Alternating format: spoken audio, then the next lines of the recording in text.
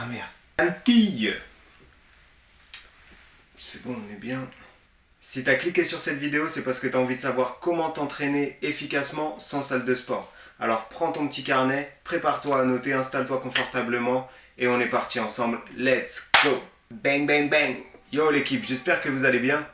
Moi ça va, merci, je suis très heureux de vous retrouver pour cette nouvelle vidéo. On va voir ensemble aujourd'hui comment il est possible de mettre en œuvre un entraînement adapté pour progresser sans salle de sport. On a vu qu'avec le couvre-feu, les salles de sport ont fermé, donc dans les endroits où il y avait le couvre-feu. Donc on se retrouve avec pas mal de personnes qui dépriment un petit peu. Vous inquiétez pas, j'ai la solution. On y va.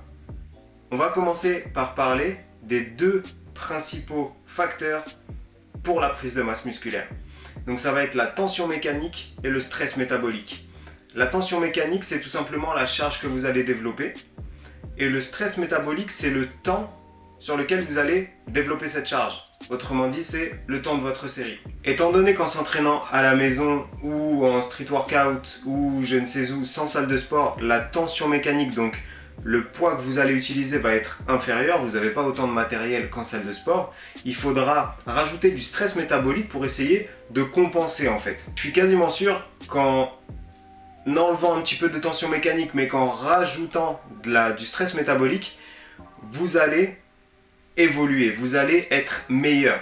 Et je suis prêt à le parier. La première chose à faire, ça va être d'allonger vos séries. Donc oubliez les séries de 6-8 répétitions, mais visez vers le 15, 20, jusqu'à 40, même 50, pourquoi pas, sur certains mouvements. Le fait d'avoir des séries plus longues, ça va intensifier l'effort que vous avez sur le muscle et ça va donc pallier sur le poids que vous n'avez pas.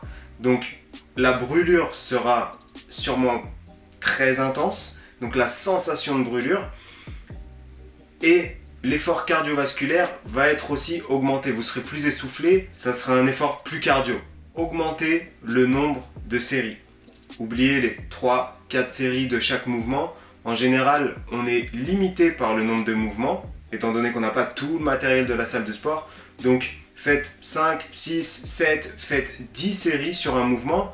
Je pense notamment aux tractions par exemple. Tous les mouvements de tirage verticaux, on en a très peu en fait. Donc, si votre seul mouvement de tirage vertical c'est des tractions, n'hésitez pas à faire jusqu'à 10 séries. Si votre but c'est de travailler le dos, le plus efficace sera de prendre en pronation, mais vous pouvez quand même varier les prises. Diminuez vos temps de repos.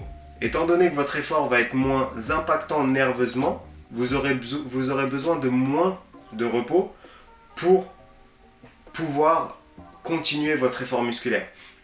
Donc certes, vous serez impacté au niveau du cardio, vous serez essoufflé, mais vous pourrez forcer, vous pourrez continuer. Vous ne serez pas totalement cramé, comme on l'a tous déjà senti en salle de sport, où on sent qu'il y a un moment où on ne peut plus pousser quand on fait des séances vraiment dures.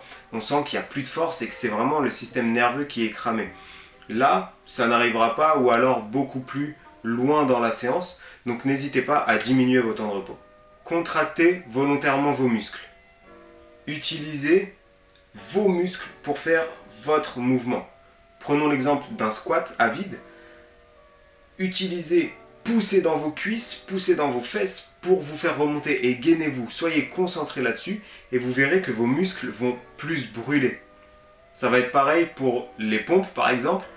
Faites votre mouvement en contractant le pec, en vous concentrant pour contracter vos pecs. Si vous avez l'habitude de vous entraîner en salle de sport, vous savez le faire ça. Alors profitez-en et utilisez le muscle concerné pour faire l'exercice. Un autre point, ça va être de varier les tempos d'exécution. Faites des tempos lents et contrôlés, comme je viens de vous le dire, mais utilisez aussi des mouvements plus explosifs, donc plus rapides, et utilisez la pliométrie. C'est hyper efficace pour les jambes notamment. Faites des squats sautés, faites des fentes sautées et alternées. Vous verrez la différence de tension musculaire. Donc attention au saut, pour les genoux, restez safe et amortissez bien au sol pour ne pas vous faire de douleur. Attention aussi aux chevilles, mais utilisez ce genre de mouvement pour rajouter de l'impact musculaire et vous sentirez sûrement des courbatures que vous n'avez peut-être jamais senties si vous avez uniquement l'habitude de vous entraîner en salle de sport avec des entraînements classiques.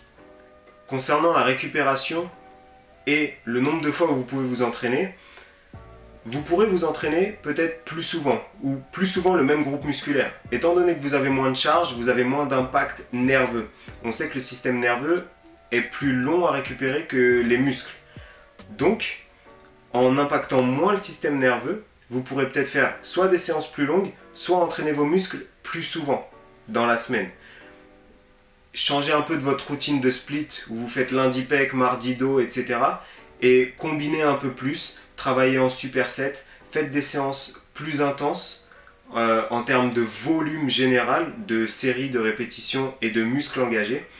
Et peut-être que vous pourrez vous entraîner plus régulièrement, ou en tout cas plus de fois dans la semaine, ce qui permettra d'avoir un gain musculaire. Et je vous promets que vous aurez, si vous faites ça, vous aurez des gains musculaires. Vous serez meilleur à la réouverture des salles qu'au moment où elles ont fermé. Et je suis prêt à le parier.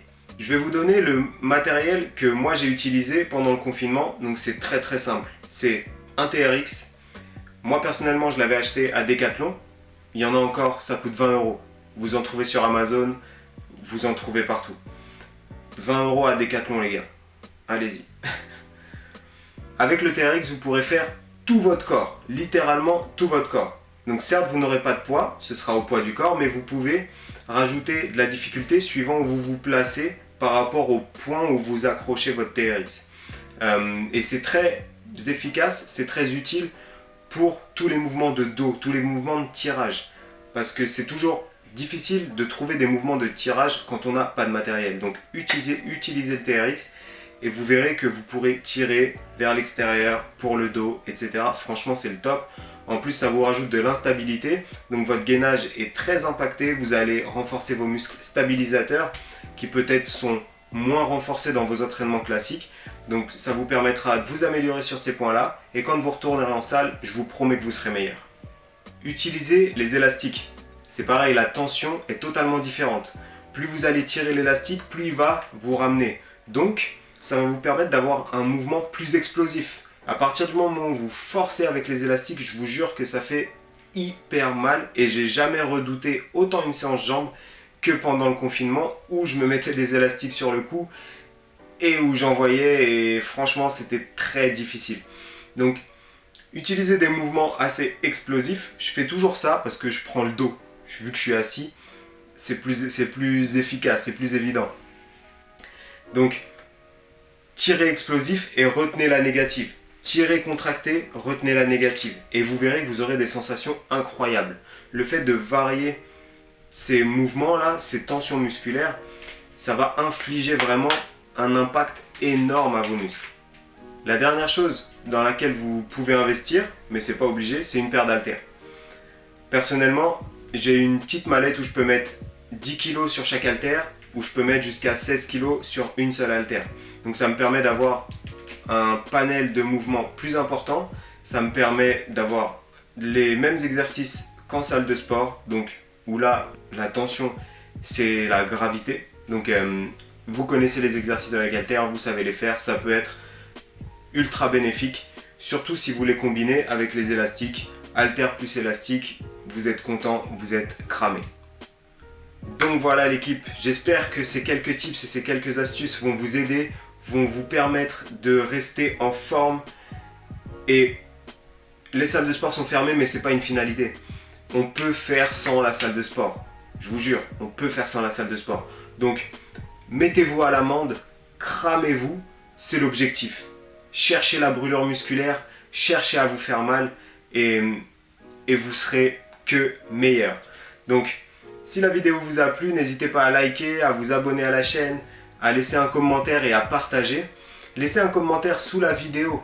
Vous m'envoyez beaucoup de messages à l'extérieur, donc c'est très bien et ça me fait très plaisir. Mais laissez un petit commentaire sous la vidéo YouTube, ça aide pour le référencement. Mais si vous voulez laisser un commentaire et me parler à l'extérieur, n'hésitez pas, c'est un plaisir les gars. Donc sur ce, je vous dis à très bientôt et faites attention à vous, restez forts. Ciao l'équipe. C'est dans la boîte.